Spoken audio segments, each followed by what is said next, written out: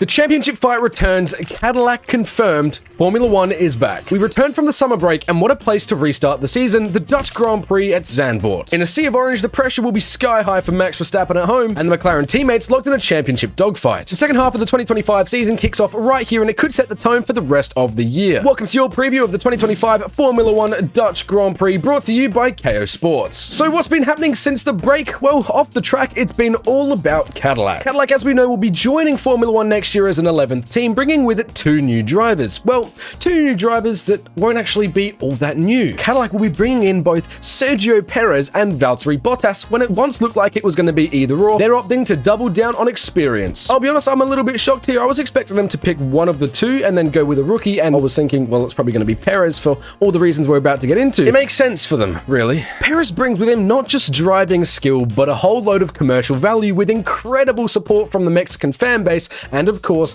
lots of sponsors, giving Cadillac that stability that they'll want, and also with it a lot of fans, which is something that they're going to need being a brand new team. Also bringing fans is fan favorite Valtteri Bottas, who is the definition of safe hands, capable of scoring consistent points if the car is capable. Now, he hasn't been on the grid since Abu Dhabi 2024, where he actually picked up a penalty, but he didn't serve it. So technically, if you don't serve it, you still have to do it in the next race, which he hasn't yet had. He has a 5-place grid penalty that hasn't been served yet. So the second he gets back in a seat and is on the grid, yeah, that penalty will need to be served. Recent regulations actually did introduce a 12-month expiration on these, but you know what? Unfortunately for him, that wasn't in effect when it was given to him, so it seems like he might be out of luck. His pairing is all about steering the ship in the right direction from the start. Meanwhile, Red Bull team boss Laura Mekies has confirmed that there will be minimal upgrades on that current Red Bull car for the rest of the 2025 season, so if you're a Red Bull, Max Verstappen, Yuki Tsunoda fan, that's not exactly what you're going to want to hear for this year.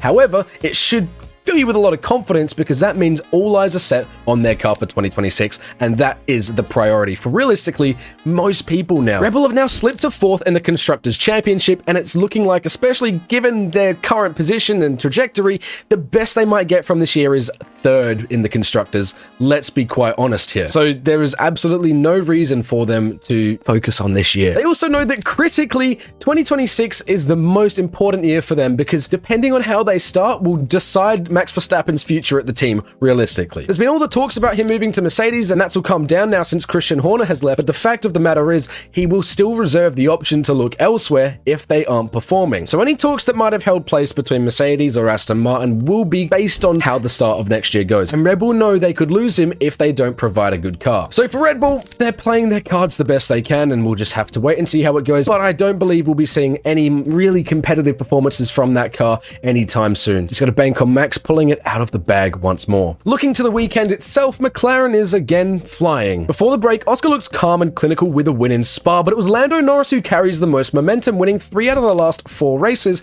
and getting a few points back over his teammate and rival Oscar Piastri in the championship fight, including critically the last race in Hungary. And he's coming back now to a place where he absolutely dominated in front of Max Verstappen's home crowd last year, and will be looking to do the same again. Meanwhile, Ferrari is still hunting that first win of the year, and Lewis Hamilton looking to bounce back after what was an unfortunate run of form, especially in qualifying just before the break. So that break could not have come at a better time for him. And as for Zandvoort itself, it's a very tricky circuit with lots of elevation changes, banking, and limited overtaking. That means that qualifying will once again be absolutely critical. Tires and strategy will also add to the drama. Pirelli have gone a step softer again in the compounds this year compared to last year at Zandvoort, hoping to bring in some more 2-stop strategies, as well as introducing a faster pit lane speed, which reduces the deficit of a pit stop and opens the door for more bold calls. And of course, while we're talking about strategy, we have to talk about the weather, and it's looking like we're going to have yet another wet race. Well, potentially. The forecast is pointing to storms over the weekend, and around Zandvoort, that can turn everything upside down. Almost literally. Pretty tricky circuit for grip for the best part of the dry race, so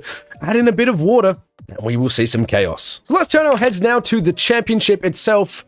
Oscar Piastri versus Lando Norris. It is just between them, really, but where do we stand? Oscar Piastri leads his teammate on 284 points, with Lando now 9 points behind with 275. It's been respectful so far, but it is certainly boiling up between the two of them, with both sides of the garage getting closer and closer to scrapping every weekend. And it really will go down to the wire. Max Verstappen, meanwhile, is unfortunately behind in 3rd on 97 points, a whopping 81, Oscar's number, behind the leader, who is Oscar Piastri. Fitting. It's been 6 races without a win. It's quite a while for Max. Uncharted territory. And with Red Bull halting improvement, it seems there's really not going to be much coming back from that either. I reckon it's over. I think it's safe to say this is the end of Max's championship run. Behind them, Charles Leclerc, been super consistent, picked up podiums alongside George Russell. It's one of them always on the 3rd spot of the podium. Meanwhile, Hamilton and Kimi Antonelli are best of the rest. Forgetting everyone else though, again, we need to bring it back to the fact that it is going to be between both McLarens. So McLaren is going to win the Drivers' Championship this year, which is incredible information for those who wanted to see someone other than Max win it. But who is going to bring it home? That's the question. The battle between them is as tight as ever, but most pundits still have Oscar the favorite to win the championship. And that's attributed to the fact that he has still been the stronger driver over the season and is estimated to carry that through with his outrageous consistency. Jolyon Palmer noted that on all stats and viewing, Piastri has outperformed Norris across the board, with incredible moments of misfortune. I mean, namely, first race in Melbourne, Silverstone was unlucky, Imola was unfortunate, maybe even Austria, and especially last time out in Hungary. You could even count the safety car timing in Miami. Palmer reckons that Oscar could be leading by 61 points if things had just gone slightly different, and that's true, but it also doesn't really matter all that much. At the end of the day, this is sport, and we know that little differences make everything. Sure, Oscar's had a lot of misfortune here, and here, but you could probably make the same argument in some cases for Lando too. It's give and take. Norris has shown incredible resilience and has pulled out some incredible drives to really knuckle down. For example, in Hungary, he made that bold strategy call and drove really well to win the race. Same goes for Austria, right? Winning 3 of the last 4 races, he's got that momentum. However, it's Piastri's consistency, pace, mentality, and racecraft that still mark him as the favorite to bring home the championship come the end of the season, in what's shaping up to be one of the most exciting title fights between teammates that we've seen in quite some time. So it's safe to say that this is going to be one hot weekend, a reset after the break. Who is going to start on the right foot? Is it going to be Oscar, Lando, or is someone else going to come through and take the top step? Let me know your thoughts in the comments down below. What's going to happen this weekend, and make sure you don't miss any of the action live on Kayo Sports. The second half of the season starts right here. Formula One is going. The greatest spectacle in motorsports. It is a new day.